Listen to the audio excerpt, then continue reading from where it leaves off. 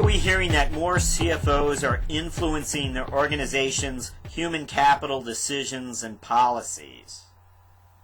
Well, I believe it's because labor is becoming an increasingly large component of our overall cost structure, whether your company is a service or product business.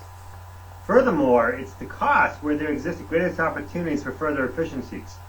Well-run companies often find that they have rung out all their efficiencies and savings from material and overhead elements of their cost structure, and that further significant gains are really going to come from the labor side. To give you a prime example, my last company was an industrial tire manufacturer. Labor comprised about 20% or so of our tire's total cost. Material costs are largely beyond our control, outside of our hedging activities, and gross margins are around 20 to 25%. So a 5 to 7 percentage point reduction in labor as a percent of the total cost can improve our gross margins by around 20 to 25%. So it's critical, and it's critical for us, to develop objective measures of how people are performing, both in absolute terms and across business units or service lines.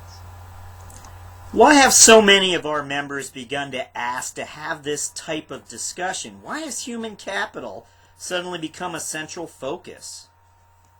Because it's an area where productivity and efficiency measurements are less homogeneous than they are with materials or overhead. It has to be particular to the individual's business.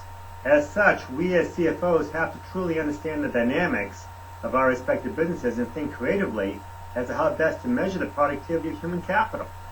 It's not an easy exercise and requires a great deal of thought and creativity.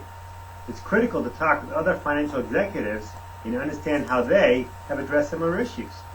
So in essence, you're gaining wisdom from the experience of others, and that's the beauty of discussing this subject with other CFOs.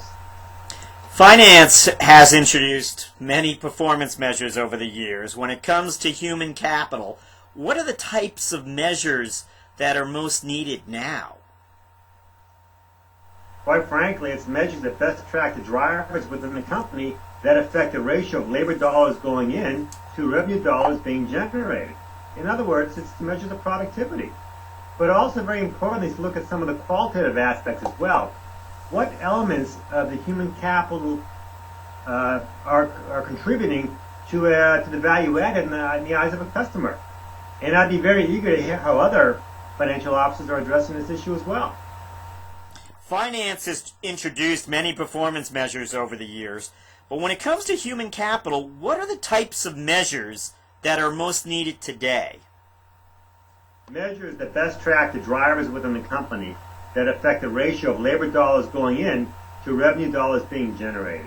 In other words, measures that track human capital productivity.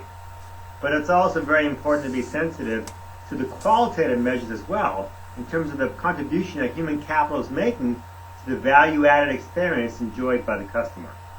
But it really varies from one company to another. I'd be very interested in hearing what other executives have to say about this.